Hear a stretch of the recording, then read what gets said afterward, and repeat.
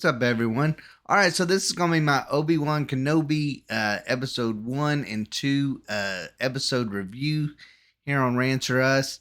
I've been kind of out this week, so I haven't been able to do the reviews that I've been wanting to do a little bit sooner. I do want to get around to my Chip and Dale Rescue Rangers movie review, and I might actually do my weekly Mayans MC review here on this channel, but I don't know if I'm going to be able to get around to it, so I might do something differently. But I do want to get into this Kenobi episode 1 and 2, and I'm going to start off with just my initial reactions. I went into this not really knowing what to expect, not really knowing if this was going to be a show that was going to either really piss me off or a show that was going to make me more excited about Star Wars. And I think it has the potential to, as a Star Wars fan, to really do both. Because it really can ruin, characters that really we loved from the prequels or we loved from, let's say, Clone Wars or the Bad Batch or Rebels or any of those. And I feel like it does a decent enough job to reminding us how good Ewan McGregor is as Obi-Wan Kenobi.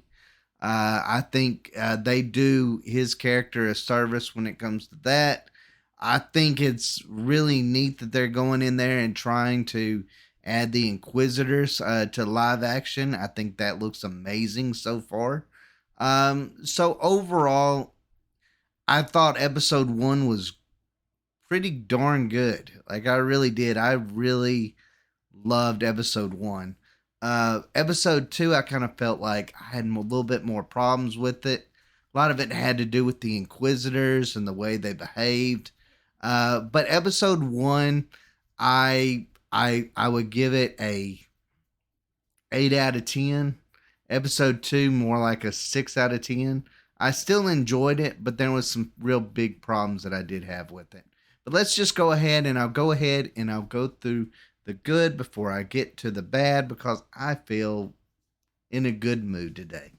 All right. First off, this just feels like Star Wars. I mean, the worlds look beautiful. They, they on these like I think it was the planet's name was Daiju. It looked like everything was Star Wars. Like it felt like, a really decrepit place, a place, where you're going to see, the scum of the universe really dwelling. I enjoyed that aspect of it. It didn't feel like a movie set. It felt like a real world place, which looked good. It really did. There's sometimes in The Mandalorian that I'm like, or the Book of Boba Fett, that I'm like, it looks like something on a green screen and it just doesn't play well.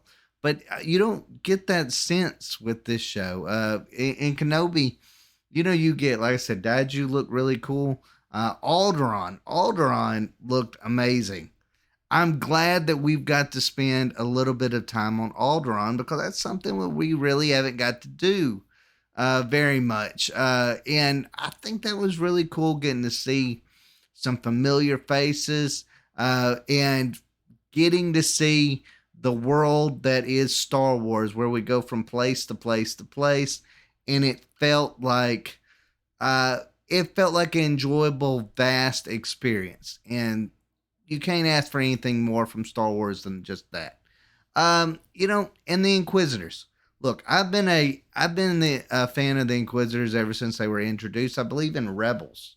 And a lot of these Inquisitors we know, like the Grand Inquisitor. I think it's the fifth brother that's also in there too. Like, we know a lot of these Inquisitors. We know their fates. We know that, I thought the episode 2 where, the Grand Inquisitor, gets looked like killed by Riva. That's not going to happen, or at least I hope it's not going to happen. That would be changing canon, because we know his fate when it comes to Rebels. The Grand Inquisitor is a really interesting character. I really wish, instead of them trying to do a backstory over Riva, they would have done more of a backstory over him, because he was a temple guard. I would love to know his fall to the dark side a little bit better. We've got a little bit of it from the comics. He's a really intellectual villain. He was really upset because the librarian in the Jedi, hoarded her secrets of the Jedi. And, once he became Inquisitor, he wanted to know all of it. He wanted to, access the power that he felt like he had been denied as a Jedi. Um, there's a lot of things about him that makes a um, really compelling villain. And I thought he was great in Rebels. I wish they would maybe show him a little bit more in this.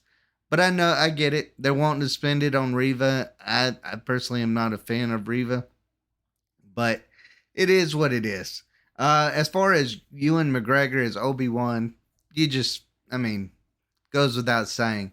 Dude was made to play that part. Really was. Like, he's just great. He's just a great at that role. I don't know why, but he just fits that role so perfectly.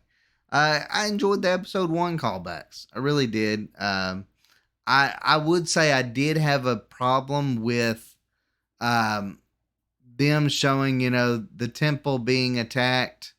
I did have a problem with that simply because I thought, you know what, we could have had maybe something related to, Kenobi. Kenobi wasn't there at the temple. So I'm like, that's another focus on Reva where I feel like the name of the show is Kenobi. And I feel like that focus should be directly on him. Or, show something, when it comes to a Grand Inquisitor. I'm not a big fan of them taking away from the big villains and giving it to and creating these new characters to, really kind of make everybody else look weak around them. I don't like that. I don't like the addition of Reva. I just don't. Um, but as far as, we got to, I said, it was great to be on Alderaan again. It's great to see Jimmy Smits. Like, he's great. Like, he's great as Organa. So, like, I thought he had some really good scenes with Leia, sorry. I thought he had some really good scenes with Leia. It felt like a family setting, and some of it was really beautiful. Some of the scenes that he had with the little girl was really, really wonderful, I thought. Even though I felt like there was some parts of it that kind of, when it come to Leia, trying to act like, I don't know, Anakin a little too much, was kind of takes away from Luke a little bit. And maybe I kind of felt like they kind of did that a little bit too much. But that being said, I'm glad that they added the Alderaan scenes. I just thought maybe they kind of got a little repetitive when it come to Leia, when it come to, her wanting to go out into the forest scenes. But as far as the girl who plays Leia, I thought she did a pretty good job. She did a pretty good job. She's a fun character. She's a strong-willed character. I could see this being one of my favorite characters. I really could in this show. I think for her age, she really holds her own. Definitely holds her own. And I like seeing Flea from Red Hot Chili Peppers as a bounty hunter. Look, I mean, I haven't seen that guy in years. And when I saw him, I was like, that's Flea from Red Hot Chili Peppers. I'm like, that's pretty awesome getting to see him on that. I think he did an admirable job as a bounty hunter, but he's one that I'm glad they added him to the Star Wars universe. I doubt we'll be able to see him again after his little run in with the Grand Inquisitor, but it was good to see him while he lasted. Let's just put it that way. Like I said, I liked I think the planet's name was Daiju. I like the scenes on there where, especially when Obi-Wan is being tracked and the bounty, and it feels like they're on this planet and they have no form of escape. and everyone's a bounty hunter, and there's really just no place for them to go. I thought that was really fun to get to see. It kind of like was like one of those situations that you don't normally see on like a Star Wars. You see like on a major action film, and where the hero is trying to, they're being cornered and they have no choice. They've got to do something amazing, and circumstances presented themselves in that situation. But I thought it was done well. I really did. I thought it was done well. But I will say, my standouts are actually people that you probably wouldn't, or I wouldn't have guessed what I would even have paid attention to. I really liked Owen, the guy that played Owen Lars. I thought he did an amazing job as Luke's uncle. The few scenes he was in, man, he just like he held his own. Like this is a tough dude. This is a real tough dude that even kind of gained the Inquisitor's respect. I really liked him. I really did. I would like to see more of him. I tell you, the actor who plays him is absolutely amazing actor. Did his job well. Liked how he kind of, even stood up to Obi-Wan. Kind of is like, yeah, I get your mission, but at the end of the day, I'm his uncle. You kind of just keep your distance. But he was cool. And I also liked, I think his name was Haja, played by Kumail Nanjiani.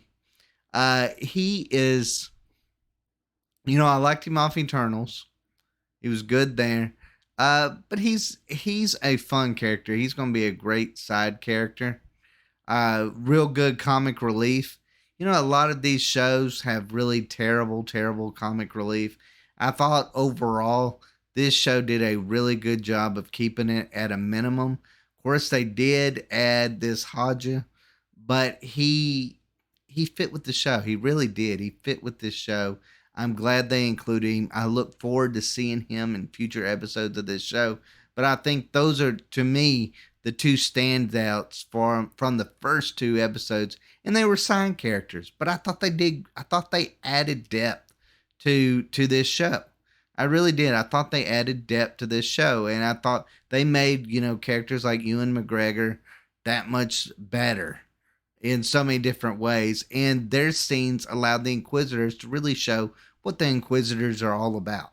And I think that gave depth to this show, definitely. Now, as far as the bad, the bad. As I mentioned earlier, I am not a big fan of the opening scene. Simply not because I don't feel like it has relevance. I know there's a lot of people that's been complaining about it because it has, because of the shooting that happened earlier this week, and I can understand that, I guess, to a certain extent. But that's just maybe bad timing by Disney in that regard. But it didn't offend me by any stretch of the imagination. But they're going to add a trigger warning, and that's just 2022. It's I didn't like the scene simply because it put a focus on Riva and not on Obi-Wan. Obi-Wan is the name of the show, or Kenobi is the name of the show. I feel like the focus should be on him. If you want to add Riva, I have no problem with adding Riva. I just do not like that it felt like in the first two episodes that she forced her way in to being a main character when I would have preferred her to work her way up in a lot of different ways. Not have her as a main villain of season one. Bank that the Grand Inquisitor, let her come in, season two, whatever. But I just felt like starting off in the Jedi Temple that had nothing to do with Obi-Wan. I felt like, and it didn't add to why she's so upset with Obi-Wan. It played no role in anything. It was just there to be there to show her backstory. And I felt like it added no content to why she's mad at Obi-Wan. It added nothing but make her into a main character, which I personally am not a fan of. I like I said, I think Reva's a terrible Inquisitor. I think she's a terrible Inquisitor in so many different ways, simply because she breaks the chain of command so often and is really just, I don't know, a slap on the wrist in a lot of different ways. Now, if you saw the Grand Inquisitor when it come to, or any of the Inquisitors when it come to Rebels, if you watch that show, you understand one thing and one thing about those Inquisitors. They are very, very, very ruthless. Very ruthless. They would not, somebody like the Grand Inquisitor would not allow somebody to step out of line with him, like what happened on this show with Reva. He really was patient. I felt like all of them was incredibly patient. I even found myself feeling for the for the Inquisitors when it come to Reva, because I felt like, man, they are literally trying to do a mission here, and she is just like screwing everything up, and they're like telling her, "Hey, calm down, calm down, calm down," you know. And it was almost, you know what it almost kind of felt like? It felt like dealing with a child. It felt like you're an adult, you're trying to do your mission. You know that your boss is, you know, could murder you at any second from far, far away if you fail. And then you got this person like Reva who's just screwing up all the way around. And I felt like they were a little too patient with her. I felt bad for them because of what is at stake for them, which is their lives when it come to this. That they allowed her to really just kind of steal the show, and I felt like they really lessened the character of the Grand Inquisitor.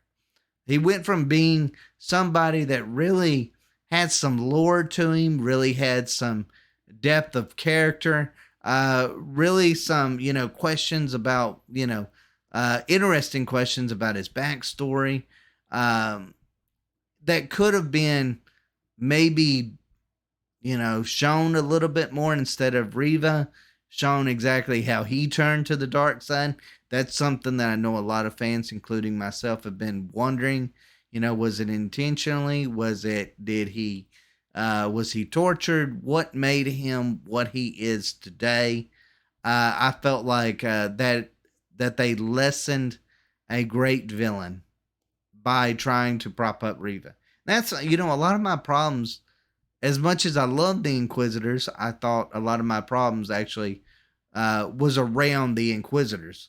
Uh, the very first thing that we actually see them in, they just let a Jedi escape because he knocked over somebody. Like, that is not how the Inquisitors behaved in Rebels. Those guys were vicious and unrelenting. We got to see that in that okay, the video game is I forget the name of it, but it's that recent Star Wars video game where it shows the Inquisitors, and they're just relentless. They're relentless all the way through. They wouldn't just allow a Jedi to escape so easily just because he knocked over somebody. That guy would have been dead instantly. Instantly. So I didn't like that scene at all. And also when it comes to Obi-Wan, I don't like the idea that he's struggling with the Force. I feel like that's a problem that he shouldn't be having. They're making him appear a little too old to a certain extent, like he's not capable anymore, where he is hiding from the Inquisitors. I feel like this is a guy that took on Dooku. This is a guy that, has killed or really taken down Darth Maul a couple times, has even gone against Sidious. But yet you're telling me he can't even go against an Inquisitor? Like Reva? Like, I'm just like, no. I don't see that. I see this guy being somebody that is a challenge to, the Grand Inquisitor and Riva and the fifth brother, whatever his name was. Like, I feel like this is somebody in Obi-Wan that should be able to take on these guys easily. Easily. I mean, he took on Anakin at his height. And he beat him. So I kind of feel like they're lessening Obi-Wan's powers and trying to build up Riva's powers a little too much. Um, it just doesn't feel right. It really doesn't. And it's very kind of insulting, I feel like, to his character. But as far as, there was one question, and I'll go back to the Inquisitors for a second. I did not understand when the Grand Inquisitor basically told Riva that she'd come out of the sewers. They were all former Jedi's, uh, former Padawans, former this, former that. They weren't. They all come from the exact same place, so I didn't really understand that comment. Because if she's the little girl that we saw in the first scene, then that makes no sense what he just said. It really doesn't make any sense. I hope they clarify that. I think they probably will, though. I think they probably will. Um, but even going back, I know I'm kind of traversing back and forth between Obi-Wan and the Inquisitors, but I'll tell you one thing that they did wrong, and I feel like they kind of broke from Kanan when it come to it, is how Obi-Wan just lost all hope. And maybe that was kind of the best and the worst part of this series so far is Obi-Wan just being a normal person, showing how Obi-Wan survived on Tatooine, what he did in the meantime, but the idea that he just loses all hope. Well, if that's the case, then why is he there? Why does he tell Owen, I'll need to train him when he gets older? If you feel like the war is over, and he told that to that Jedi that was trying to find him, that the war was over and that he needed to just go bury his lightsaber out in the desert and forget that he was a Jedi. Well, if you really felt that way, then why are you taking care of Luke Skywalker? Like, what is the point? Why would you want to train Luke Skywalker, but you're telling this one guy to just let it be? That made no sense. I feel like that kind of messed with Obi-Wan's overall story arc, and that really, really bothered me. Uh, Another thing, Obi-Wan not being able to catch the child, I mean, on Daiju, that was so stupid. That was so stupid. And I understand why they put it in the show, but man, it looked dumb seeing it in live action. I wish they would have cut that on the editing floor. Um, as far as, when it come to the end of the episode 2, I would have preferred Obi-Wan to have taken on one of the Inquisitors, whether it be the Grand Inquisitor or whether it be in Riva. I would love to see him in action during these first 2 episodes, and unfortunately we did not. And I was very, very disappointed in that. But again, you know, my biggest complaints, I feel like they lessen the character of the Grand Inquisitor. I kind of feel like they've lessened the character of Obi-Wan to a certain extent. I feel like they've made his story arc that much more confusing. Uh, if you believe the war is over, then why are you wanting to train the boy? It makes no sense. It's supposed to be you're protecting this child. But at the end of the day, Darth Vader doesn't know that child even exists. So, your presence there is going to uh, probably add more attention to the boy than anything, because people are going to be wondering, why is he there? Why Tatooine out of all places? The one place that you would expect him to be if you're Anakin Skywalker. It just, that part just kind of bothered me, that the story arc, his overall story arc that we've seen throughout all these years, 30 plus years, 40 plus years, has just kind of been taken or has been kind of lessened to a certain extent by kind of just making him this broken man. And I totally get it. You know, you can have moments of, your faith wavering, but I felt like, 10 years worth maybe is a little too much. But overall, I liked the first episode, really liked the first episode. Episode two, I felt like really lacked, and I was very disappointed in some of it, but overall, it was still a pretty darn good show. I am looking forward to the rest of this season. This feels like Star Wars to me.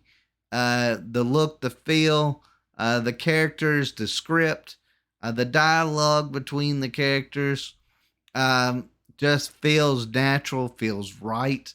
Uh, I like it so far. I really do. I'm looking forward to the third episode.